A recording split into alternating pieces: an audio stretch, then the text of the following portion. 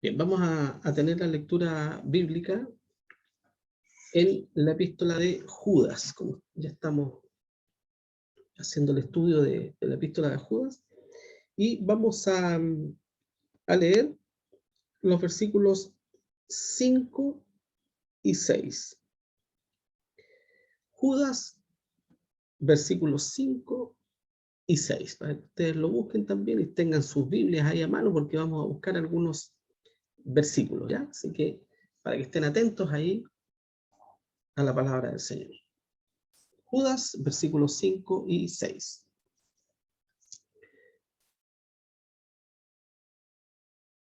Dice así la palabra del Señor. Os quiero amonestar, ya que alguna vez habéis sabido esto, que el Señor, habiendo salvado al pueblo de Egipto, después destruyó a los que no creían, y a los ángeles, que no guardaron su dignidad, mas dejaron su habitación, los ha reservado debajo de oscuridad en prisiones eternas hasta el juicio del gran día. Oremos. Padre Celestial, una vez más te agradecemos por darnos esta oportunidad de poder reunirnos y de poder estar, Señor, en tu presencia para aprender un poco más de tu palabra. Te pido que dirijas este estudio, que pueda ser de provecho, Señor, para cada uno de nosotros, para todos los que estamos aquí, y que algo podamos aprender de tu palabra y que también podamos obtener, Señor, la fortaleza para nuestra vida, Señor, porque necesitamos de tu fortaleza, necesitamos de ti, Señor, día a día, para estar firmes, para no angustiarnos tal vez por todas las cosas que están viendo nuestros ojos diariamente, Señor, en este mundo tan lleno de maldad, tan lleno de pecado, tan lleno de tragedias, pero también tan lejos de ti, Señor. Danos tu fortaleza para poder salir adelante y para poder vivir el resto de nuestra vida, Señor, tomados de tu mano, con fe, arraigados, Señor, en ti. Te lo pedimos y te lo agradecemos en el nombre de Jesús, nuestro Señor y Salvador. Amén. Bueno, en estudios pasados, en el último estudio estuvimos hablando especialmente acerca del versículo 3. Porque en el versículo 3 Judas da la razón por la cual escribe esta epístola. Ya sabemos la razón, y la razón, dimos 3 motivos por los cuales Judas escribe esta epístola. El primero de ellos, ¿verdad?, es porque dentro del pueblo de Dios hay inconversos. Y quiero detenerme un poquito en esto también, porque lo que acabamos de leer tiene que ver mucho con esto. Porque dice el versículo 4 que algunos hombres han entrado encubiertamente, los cuales desde antes habían sido ordenados para esta condenación. ¿Ya? Hombres que nunca fueron salvos, ¿no? Nunca tuvieron la salvación del Señor. Fueron ordenados para eso, para causar problemas, divisiones, para tratar de hacer resbalar en la fe, ¿no es cierto?, a los hijos de Dios, etc. Pero fíjense ustedes lo que dice el versículo 5. Dice primero, os quiero amonestar. En realidad el sentido que quiere decir Judas acá es, os quiero recordar. Judas quiere recordar algo, ¿no es cierto?, a quienes están leyendo esta epístola, a nosotros. Nos quiere hacer recordar algo. ¿Y qué nos quiere hacer recordar? Nos quiere hacer recordar, ¿no es cierto?, aquella oportunidad cuando Dios salvó al pueblo de Israel de Egipto. Que no olvidemos eso, por una mano poderosa de parte de Dios. Dios obró de manera milagrosa para sacar a su pueblo donde eran esclavos. Ya sabemos nosotros la historia que ocurrió allí. Todo lo que aconteció, ¿cierto?, después de que Dios habló con Moisés y lo envió, ¿no es cierto?, donde Faraón no quiso por un tiempo dejar ir al pueblo de Dios porque tenía su corazón endurecido y rebelde, y por causa de eso Dios endureció más el corazón de Faraón, ¿verdad? Y por lo tanto Dios sacó finalmente a su pueblo de Egipto con su mano poderosa. Milagros realmente maravillosos. Imagínense ustedes cómo habrá sido esto, ¿no es cierto?, de que Dios separó las aguas del mar para que el pueblo pasase en seco por allí y se salvase, ¿no es cierto?, del ejército que venía atrás para destruirle. ¡Qué milagro más maravilloso! ¿Qué milagros más grandes había hecho el Señor con su pueblo? Este pueblo que vio y que fue testigo, ¿no es cierto?, ocular de todas estas maravillas que Dios hizo. Y eso es lo que quiere recordar Judas. Y dice que os quiero, pues, amonestar, os quiero recordar, en realidad, ya que alguna vez habéis sabido esto. Nosotros alguna vez aprendimos esto y hoy día lo sabemos también. Que el Señor, habiendo salvado al pueblo de Egipto, después destruyó a los que no creían. Y esto se remonta, ¿verdad?, a el libro de Números. Si nosotros vamos a la lectura del Antiguo Testamento, en este libro de Números, que queda al inicio, ¿no es cierto?, allá de la palabra del Señor, en el Números capítulo 21, versículos 4 al 6. Vamos a leer lo que dice. Y partieron del monte de Hor, camino del mar Bermejo, mar Rojo, para rodear la tierra de Edom, y abatióse el ánimo del pueblo por el camino. El pueblo desmayó, perdieron la fe, ¿verdad? Porque comenzaron a ver las dificultades, los problemas, se comenzaron a angustiar. No miraron al Señor. Empezaron a ver que los problemas eran muy grandes. Había un desierto tremendo delante de ellos. Habían salido de un lugar donde tenían de todo, eran esclavos, pero no les faltaba nada según ellos, ¿verdad? Parece que se les había olvidado los sufrimientos que habían tenido ahí en Egipto. Y habló el pueblo contra Dios y contra Moisés también. El pueblo blasfemó contra Dios y habló contra Moisés. Si lo hacían contra Dios, con mayor razón contra Moisés, ¿verdad? ¿Y qué es lo que decían? ¿Por qué nos hiciste subir de Egipto para que muramos en este desierto? Nos sacaste de Egipto para venir, para traernos aquí. Esta es tu tierra prometida. Seguramente le decían a Moisés. Esta es la tierra donde va a fluir leche y miel. Sé que no hay nada. Es un desierto. ¿Tú quieres que nos muramos de calor, de frío aquí? ¿De sed? ¿A qué nos trajiste?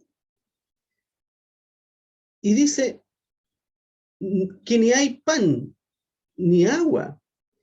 Y nuestra alma tiene fastidio de este pan tan liviano. Qué terrible, mi hermano. Y nuestra alma tiene fastidio de este pan tan liviano. ¿Cuál era el pan liviano? ¿Cuál era ese pan liviano al que se referían? Estamos hastiados ya de esto. Del maná, pues. Ya no quiero maná, estoy hastiado. Me tiene aburrido eso.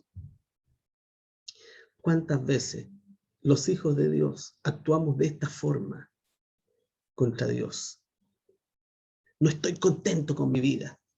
No estoy contento con esto. ¿Verdad? Como si Dios no lo supiera. Como si Dios no supiera por aquello que estamos pasando. Si pudiésemos estar pasando alguna necesidad, ¿verdad? Algún aprieto económico, o necesidades básicas. Y no somos capaces de ver un poco más allá, ¿no es cierto?, de nuestras narices, y ver cómo Dios nos ha sustentado. Y cómo Dios nos sustenta, no me refiero solamente a las cosas materiales, sino cómo Dios nos sustenta, ¿no es cierto?, con su mano poderosa en nuestro espíritu para no desmayar. ¿Acaso lo que estamos viendo a nuestro alrededor? ¿Acaso cuando vemos noticias y vemos lo que ocurre en nuestro país, lo que ocurre en el mundo, en nuestro vecindario, todas las tragedias, todas las desgracias, todas las violencias, todas las injusticias que estamos viendo todos los días y a cada instante? ¿Acaso estas cosas no son para hacer desmayar el alma de las personas? Claro que sí, pero no el espíritu del cristiano. No el espíritu del creyente, de la hija y del hijo de Dios, que esperamos en el Señor y que vivimos con esperanza en esta tierra. No nuestra vida, porque nuestra vida no está a merced de la suerte, ni de lo que ocurrirá en el mundo. Nuestra vida está en las manos de Dios. Dios no desampara. a sus hijos, ¿verdad? Pero qué tremendo, ¿no es cierto?, lo que decía Israel en el desierto, habiendo visto estos tremendos milagros, las plagas, cómo Dios hizo diferencia entre su pueblo y entre el pueblo, ¿no es cierto?, que les oprimía. Cómo Dios hizo una clara diferencia allí. Cómo Dios les protegió después del ejército, ¿verdad? Evitando que el ejército del faraón llegara y les destruyera. Y después, cómo Dios hizo que el pueblo atravesase el mar para que cruzasen al otro lado, donde Dios les llevaba. Y cómo Dios les alimentó en el desierto, mandándoles el maná. Pero el pueblo se hastió. Estamos hastiados de esto. Estoy hastiado de que Dios me bendiga de esta forma. Yo quiero que Dios me bendiga de otra manera. Qué tremendas palabras, ¿eh? Podríamos decir, qué mal agradecido ese pueblo de Israel, ¿no? Pero nosotros somos el reflejo de Israel, pues, mis hermanos. Si no somos mejores que ellos, decía el apóstol Pablo, ¿no es cierto? No somos mejores nosotros que ellos. A veces actuamos como ellos y otras veces actuamos peor que ellos, ¿verdad? Debemos cuidarnos nosotros de no ser malagradecidos con el Señor y de no actuar como ciegos, no viendo las bendiciones que Dios nos entrega a diario. ¿Mm? Agradezcamos al Señor cada bendición que Él nos otorga. Y ojo con esto, porque dice la palabra del Señor que Dios destruyó a quienes no se arrepintieron. Dios salvó al pueblo, a todo el pueblo, pero dentro de este pueblo había incrédulos también, ¿no es cierto? Y por eso que Judas dice también y pone este paralelo en la iglesia cristiana, dentro del pueblo de Dios, en nuestro tiempo, ¿cierto? También hay algunos hombres que han entrado y que están dentro del pueblo de Dios, así como había hombres incrédulos dentro del pueblo que Dios salvó de Egipto. Dios salvó a todo el pueblo, pero había incrédulos. Y a ellos los destruyó en el desierto. ¿No? Ya sabemos lo que ocurre, ¿no es cierto?, en la palabra del Señor. Dios los destruyó simplemente porque no eran parte de su pueblo. Dios los había salvado, porque en la carne eran israelitas, pero no tenían fe. Pero no tenían fe en el Señor. No creían. Simplemente eran hombres, y muchos de ellos mujeres también, y niños incrédulos. Y por lo tanto Dios actuó de una manera enérgica, ¿no es cierto?, contra estas personas.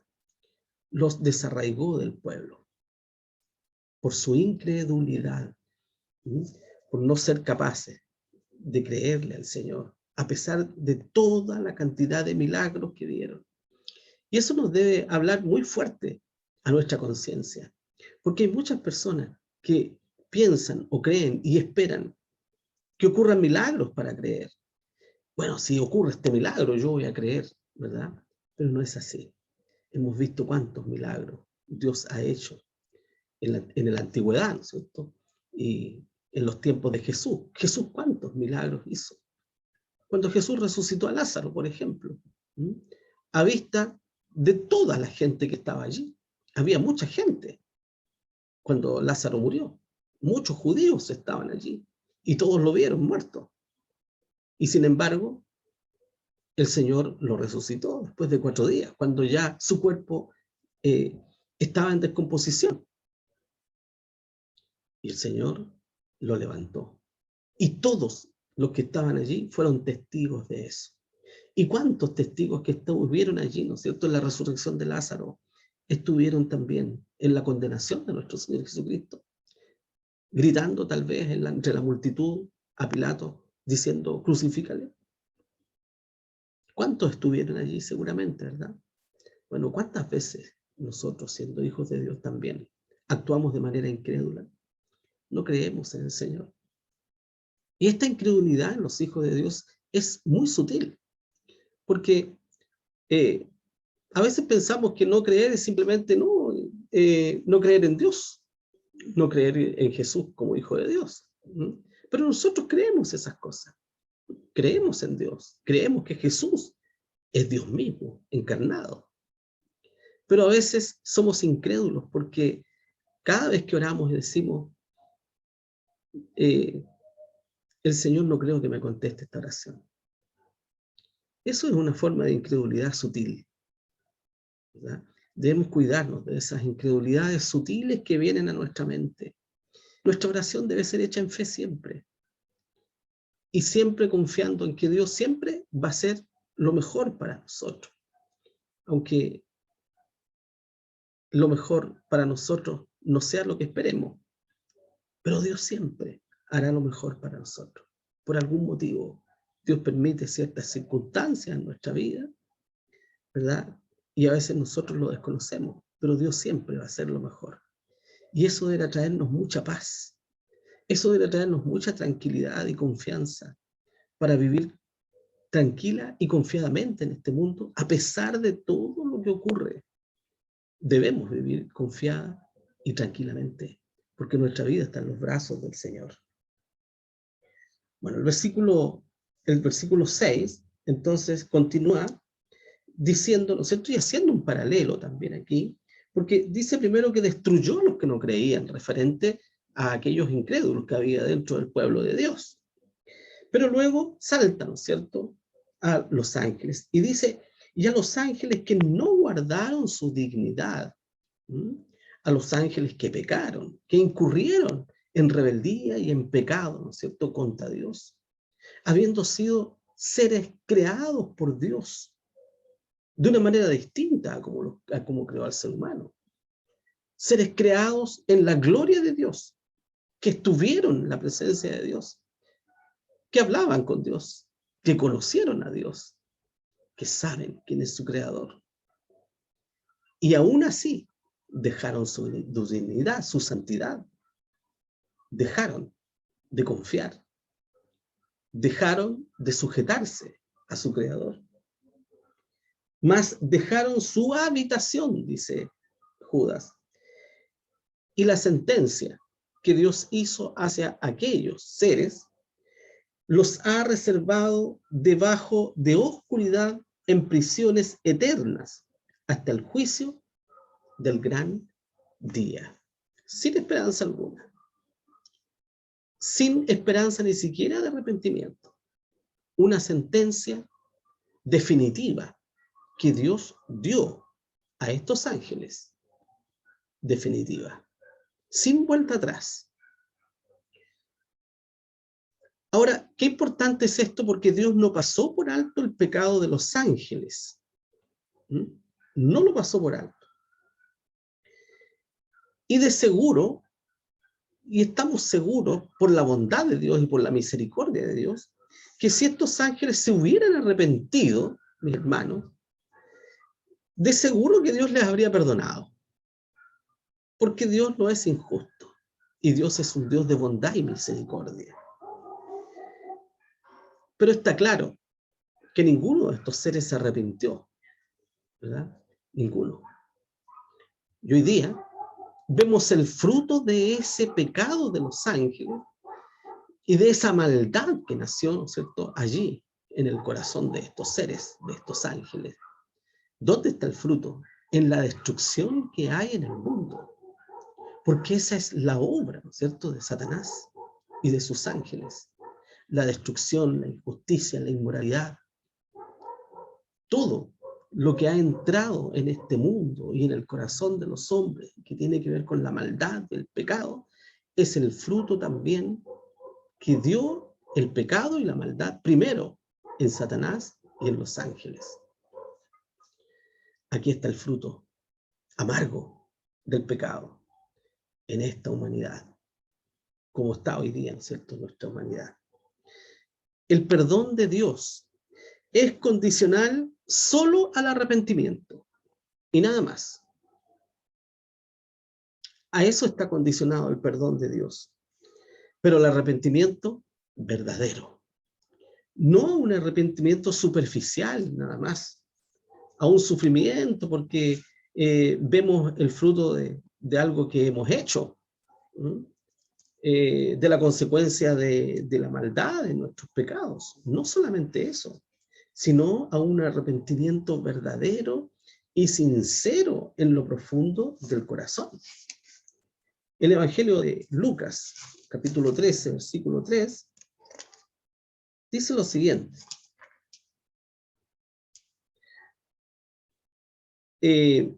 Voy a ir un poquito más adelante, voy a leer el contexto mejor para... Dice, en este mismo tiempo estaban allí unos que le contaban acerca de los galileos cuya sangre Pilato había mezclado con sus sacrificios. Algunas personas, ¿no es cierto?, que habían sido sacrificados ahí de una manera horrenda. Y respondiendo Jesús les dijo, ¿pensáis que estos galileos, porque han padecido tales cosas, hayan sido más pecadores que todos los galileos? Porque esa era la idea de los judíos, que todas estas personas que sufrían mucho era porque su pecado era más grande. ¿No?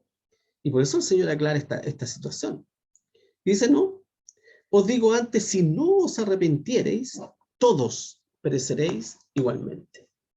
O sea, el que no se arrepiente no podrá experimentar ni gozar del perdón ni las bondades de Dios.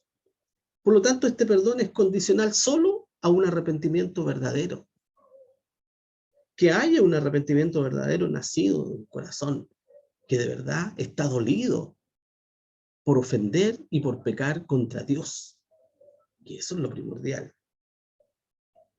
Pero este arrepentimiento, mis hermanos, ¿no es cierto?, referente al versículo 5, al versículo, 6 que estamos leyendo, el pecado de los ángeles, este arrepentimiento no está en los demonios, ni en Satanás tampoco.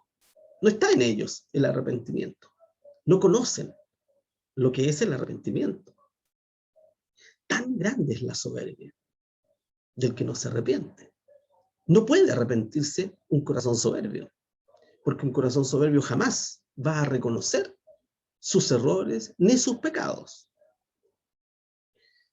Es probable que muchos de estos ángeles que se apartaron de Dios, ¿no es cierto?, como dice acá, yacen en prisiones eternas, que no son las mismas huestes espirituales a que se refiere Pablo en Efesios 6:12. Ojo con eso. Judas dice que y a los ángeles que no guardaron su dignidad, entonces más dejaron su habitación, les ha reservado debajo de oscuridad en prisiones eternas. Está claro que hay un grupo de ángeles que está en prisiones eternas a la espera de ese gran día del juicio de Dios. Pero no todos los ángeles están en prisiones eternas. Es claro que hay ángeles que están en la tierra y que promueven la maldad, el pecado, la destrucción. Jesús dijo, ¿cierto?, el ladrón no viene sino a matar, a robar y a destruir. Esa es la labor del diablo y de sus ángeles, que están, ¿no es cierto?, en esta tierra. Matar, robar, ¿no es cierto?, y destruir lo más posible la obra del Señor. Pues a estos ángeles, a que se refiere Pedro, ¿no es cierto?, y Judas, Dios los ha reservado para el juicio final en cadenas eternas. En cambio, a lo que se refiere Pablo, son espíritus demoníacos que transitan libres y cohabitando con los seres humanos. Vamos a buscar ahí en Efesios capítulo 6, versículo 12. Busquemos. Efesios capítulo 6, versículo 12. Dice, Efesios 6, 12. Porque no tenemos lucha contra sangre y carne. El apóstol Pablo está escribiendo que no tenemos lucha contra sangre y carne, sino contra principados, contra potestades, contra señores del mundo, gobernadores de estas tinieblas, contra malicias espirituales en los aires. Por lo tanto, hay espíritus que son los ángeles, ¿no es cierto? Una cantidad de ángeles que no conocemos, comandados, ¿no es cierto?, por Satanás, que está en esta tierra destruyendo. Y esas son las potestades y las huestes a las que se refiere el apóstol Pablo contra las cuales combate la iglesia de Cristo, contra las cuales combatimos nosotros. Y por eso que es importante estar vestido, ¿no es cierto?, como dice también el apóstol Pablo, con la armadura de Dios. Porque nuestra lucha no es contra seres humanos. Es verdad que los seres humanos son usados por el diablo muchas veces para atacarnos a nosotros, pero debemos ser capaces de ver más allá. Cuando el apóstol Pedro va donde Jesús y le dice, Señor, de ninguna manera te acontezca esto, referente a que Pedro le dice, Señor, de ninguna manera, ¿cómo se te ocurre que vas a morir en la cruz? No, por ningún motivo. El Señor, ¿no es cierto?, ve más allá que a Pedro y dice, apártate de mí, Satanás. Le dice así, imagínense, cuál habrá sido la reacción de Pedro, ¿no es cierto?, cuando su maestro enérgicamente se vuelve y le dice, apártate de mí, Satanás, ¿verdad? Pero Jesús no se lo dijo a Pedro. Era Satanás que estaba usando a Pedro, ¿no es cierto? ¿Para qué? Para reconvenir a nuestro Señor y decirle, no vayas a la cruz, no lo hagas, ¿cómo se te ocurre? Entonces, Jesús vio más allá, no vio a la persona, no vio a Pedro. Cuando alguien te ataque, cuando te sientas atacado, te sientas menospreciado, o te sientas mal mirado, aún por algún hermano en Cristo tuyo, no veas al hermano. Miremos más allá, veamos al diablo que está allí. Por lo tanto, nuestro enojo no debe ser con el hermano, ¿verdad? Debemos estar advertidos nosotros, o alerta, atentos, porque nuestras luchas no son contra carne y sangre, sino contra potestades, contra huestes. Estos espíritus, estos ángeles, estos demonios, ¿verdad?, que cohabitan con nosotros en esta tierra. No aquellos que están reservados en oscuridad para el día del juicio. Ellos están condenados, están aprisionados, están tan condenados como aquellos que cohabitan con nosotros, pero aquellos que cohabitan con nosotros tienen una labor en esta tierra, que es la destrucción, ¿verdad?, lo más posible, hasta donde Dios les permita nada más, porque son criaturas de Dios, y Dios rige los destinos de la humanidad y de toda la creación. Nunca debemos olvidar eso. Bueno, hay algunos que relacionan, ¿no es cierto?, estos ángeles con los ángeles de Génesis 6:4 también. Vamos a leer, y con esto voy a terminar. Génesis 6:4. Vamos al libro de Génesis, ¿verdad?, al inicio, capítulo 6, versículo 4. Donde dice, y había gigantes en la tierra en aquellos días, y también después, perdón, 6:4, dice, había gigantes en la tierra en aquellos días, y también después que entraron los hijos de Dios a las hijas de los hombres, y les engendraron hijos, estos fueron los valientes que desde la antigüedad fueron varones de nombre. Bueno, hay algunos que asocian estos hijos de Dios que entraron a las hijas de los hombres, los asocian con estos ángeles, a los cuales se refiere el apóstol Pablo y el apóstol Pedro. Pero eso es imposible, ¿verdad? No es así.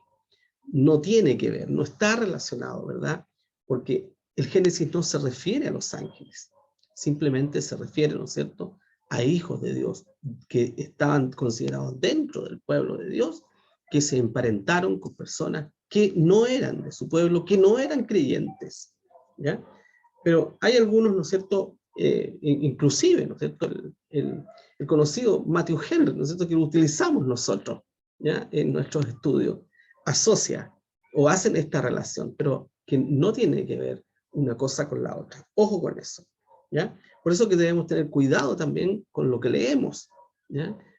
Con los libros de estudio que utilizamos, que hay muchos libros de estudio hoy día. Debemos tener mucho cuidado. Nosotros debemos primero, ¿no es cierto?, creerle a la palabra del Señor. Los estudios pueden ser muy interesantes, pero están sujetos a errores. ¿Por qué? Porque han sido escritos, ¿no es cierto?, por hombres como nosotros.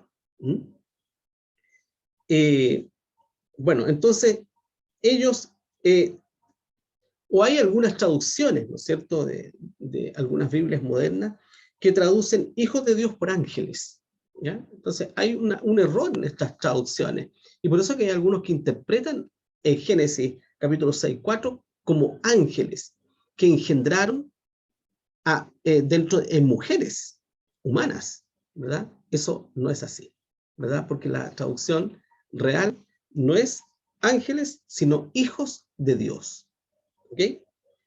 Entonces es improbable, ¿no es cierto? Porque los demonios además son espíritu, creados de una esencia distinta a la de los seres humanos. El ser humano, carne y sangre. Los ángeles son espíritus. Los demonios fueron creados como espíritus, no de carne y sangre, ¿verdad? Por lo tanto, son dos cosas distintas. Bueno, y finalizar más, ¿no es cierto?, recordando algo importante. Primero, el motivo por el cual Judas escribe, ¿no es cierto?, para advertir estas tres cosas que vimos en estudios anteriores.